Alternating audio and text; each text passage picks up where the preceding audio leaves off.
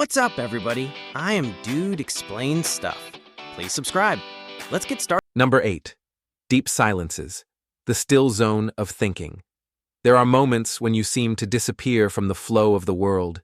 You sit still, eyes gazing out the window, ignoring dozens of unread messages.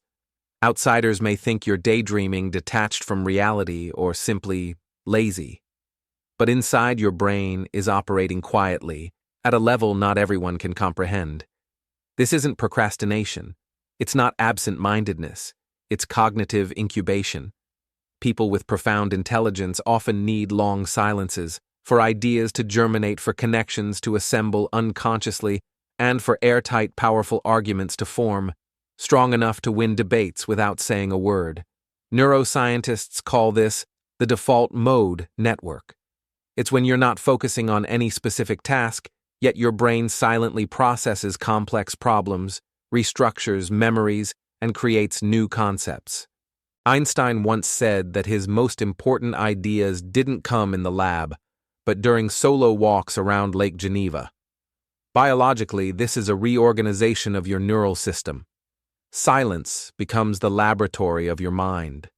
Moments that seem useless, standing in the shower, driving long distances, or walking aimlessly, are when your brain releases quietly completed mental work from the background.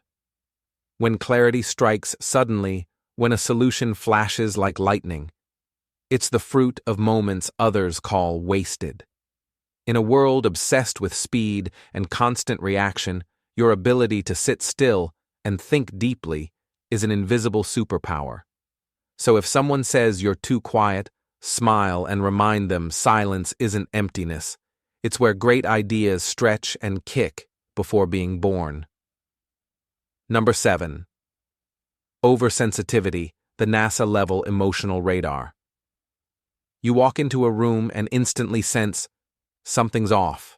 No one says anything, the music still plays, people laugh. But you just know. Like a seismograph on 3 cups of coffee, you pick up the faintest emotional tremors. A glance, a fake smile, a curt K in a message. People call you overly sensitive. You call it firmware upgraded emotional radar running 24/7. No one taught you this. You were born knowing that when someone texts okay without an exclamation mark, they're definitely not okay. You sense when a joke is a desperate cover for embarrassment. You know when someone's mad at their boss, argued with their mom, and saw gas prices spike, just from the way they sigh. Science calls it high empathy combined with micro-expression detection. You call it, yeah, I noticed. This ability makes you a living radar for social dynamics. You're the one spotting brewing conflicts, the unofficial translator of hesitant glances, and the first to notice when someone in the group chat is going through something. However, and here's the downside, that radar has no off switch. You're sensitive to everything: flickering fluorescent lights, loud chewing, strangers standing too close, and the "I'm fine" that sounds like someone holding back tears. You tire easily, get overwhelmed fast. You often feel like you're living inside a never-ending drama series without the script. But in return, you become a nonverbal communication expert, a sensitive friend, and someone who can sense sadness just from the way someone clinks their teacup. You're basically an emotional lie detector, a mood thermometer accurate to the milligram, and the only one in the room who knows who's truly okay and who's just muting their grief on vibrate. You're not too sensitive. You have advanced emotional survival instincts, and this world needs that more than you think. Number 6. Intense reactions to injustice, mental jolts without warning. You see someone cut in line. No one reacts. But you do. Jaw-clenched, heart-racing brain screaming like an alarm. You're not just annoyed. You're about to vaporize from moral indignation. It's not a small matter. This isn't just, I don't like that. This is your moral map, a map you've spent years crafting, being ripped in front of your eyes, and someone's peeing on it. For you, rules aren't suggestions. They're the product of a tightly structured ethical system you, like a spiritual architect, have built in your mind. When someone breaks them, you don't just see them as wrong. You feel deeply betrayed, as if they just cut the central power line in your temple of trust. You might rage, lose sleep, or transform into a makeshift lawyer in the group chat because someone turned in late work and didn't get penalized. You're not overreacting. Your inner alarm system is military grade. Some call you a drama seeker, but in reality your moral system is just functioning a bit too well. Yale studies suggest that people with high IQs often have strong moral sensitivity and suffer more when witnessing injustice. Yes, it can be exhausting. A dinner can feel like defusing a bomb, one borderline joke, an invisible bias, or someone saying serves them right at the wrong time. And you're trapped in an inner war between keeping the peace and fighting for justice. But that itch, that inner scream of unfair, that's what creates reformers, truth-tellers, and disruptors. People like you don't just want the world to be better, you need it. Like oxygen for the soul. It's not easy. But in a world where apathy is common, your moral fire is a rare gift. Number 5. Your complicated relationship with words. You can type 400 words in 5 minutes with perfect punctuation, but a sudden phone call from a stranger makes you feel like you're under FBI interrogation. For you, writing is a weapon. Talking feels like contact sport. It's not that you're bad at communication. It's that speech moves too fast.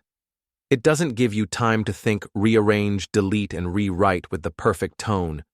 Writing gives you time to sculpt each sentence like a statue, turning meh into brilliant, avoiding those utterances that haunt you for 3 years.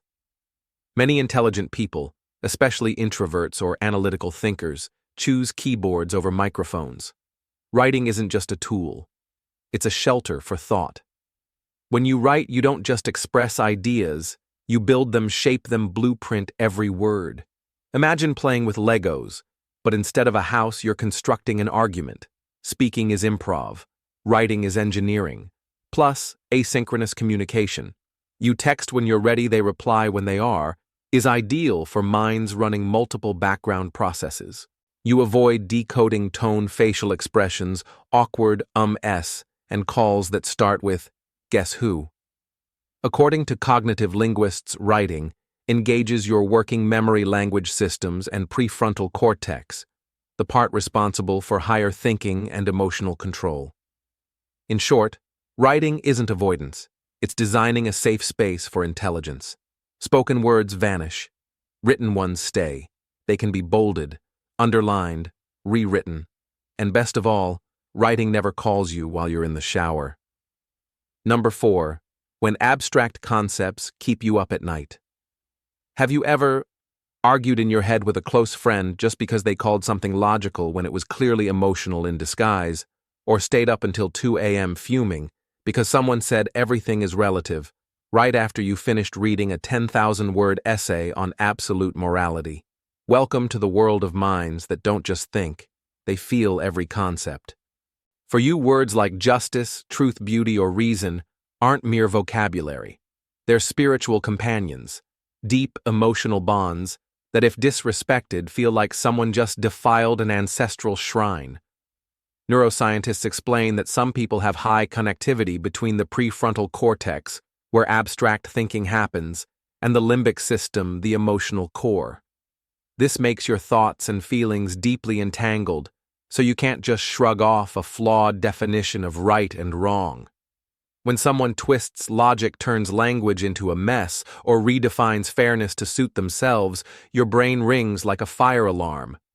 Not because you're petty, but because your internal alert system is hypersensitive to subtle distortions.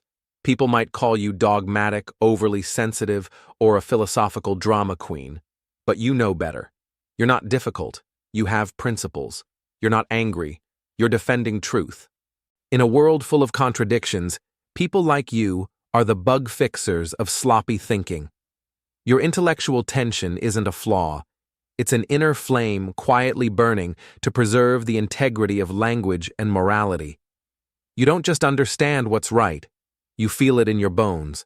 And if needed, you're ready to write a 4-page rebuttal just to protect the true meaning of the word neutral. Number 3. A brain programmed from a different culture. You know the language. You have the vocabulary. You understand the grammar. Yet somehow, you always laugh half a second late at jokes. When everyone gasps over an event, you're wondering, why is everyone silently agreeing like that? It's not that you don't understand. You're just analyzing communication like a linguist decoding rituals from a newly discovered tribe. For you, a party isn't just a party, it's a social simulation. While others chat about the weather, you're thinking, why is weather the go-to topic when people don't know what to say? That subtle sense of distance, that slight offbeat rhythm, it doesn't come from awkwardness. It comes from operating on a different plane. You might come from another culture, another mode of thinking, or simply have a mind that doesn't automatically accept the everyone knows that assumptions. So you become a professional outsider, always at the edge, slightly out of sync, but seeing the entire map. Others might not notice someone interrupting after exactly 0.7 seconds. You do. You're not swept into the social current. You're on the bank, sketching the current's path. Science calls this peripheral cognition, where people may score lower in social fluency but higher in social analysis. A paradox that makes others label you cold, odd, or distant. But in truth, you're seeing the world in triple resolution. Maybe you don't get invited on stage. But you remember the entire script. And from that overlooked corner you see everything, the unwritten rules, invisible barriers, and the fracture points that need mending for a better society. If you feel like you're from another planet, here's the good news. That planet might miss you, but Earth needs you. Because when outsiders speak, they often change the whole game. Number 2. You apologize to a chair, and know you're not crazy. You're walking through a room distracted and bam, you hit your knee on a chair. Your first instinct. Oh, sorry, wait, did you just apologize? To a chair? Don't worry, you're not crazy. You're just incredibly kind-hearted, and your emotional intelligence might be running at 8K resolution. You don't just see a car as metal. You see a loyal companion who's taken you through countless rainy days. You don't just keep a chipped cup because it still works. You're worried it'll feel bad if you throw it away. Welcome to the world of those who empathize deeply, even with the inanimate. Psychologists call this personification or anthropomorphism. Your brain naturally assigns emotion, intent, and personality to non-human things. It might sound funny, but it's actually a sign of strong imagination, deep empathy, and non-linear creativity. Your brain doesn't just process the world, it tells stories about it. In those stories, everything, from your toothbrush to your left slipper, has a soul. Pixar knows this. They didn't just animate lamps and toys, they built an emotional universe on the idea that objects have feelings. And if you've ever cried over a forgotten shoe in Toy Story, congratulations, you're not alone. Neuroscientific studies show that those who personify often have highly active social cognition regions in the brain, the same ones used when interacting with real humans. In other words, you connect with the world more emotionally than average. And yes, that includes feeling bad for not using your old pen anymore. Is it exhausting? Maybe. But it helps you find meaning in tiny things. For you, the world isn't just made of matter. It's a stage where every object, living or not, plays a role. And if someone mocks you for naming your mop Miss Ruby, just remember, weird is just another word for having a Pixar soul. Number 1. Talking to yourself, not crazy. Just a solo brainstorming session. You walk into a room muttering, let's see, where are the keys? Did I leave them in the car? Yep, I'm such a... Well, never mind.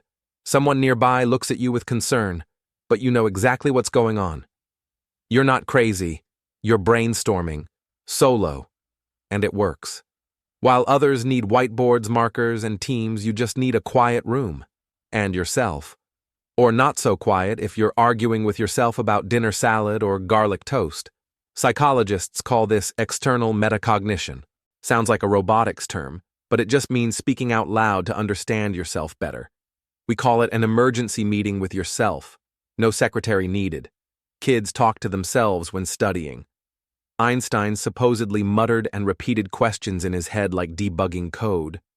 Pro athletes whisper to themselves before a goal. Adults mutter, "What did I forget?" again right after forgetting. Here's the thing. Speaking out loud helps you think clearer. It's like the brain needs to hear its own commands to confirm them. You're debugging your mind, checking logic, sometimes even comforting a small version of yourself who just spilled coffee on an important document. Research suggests that talking out loud improves memory, reduces stress, and enhances focus.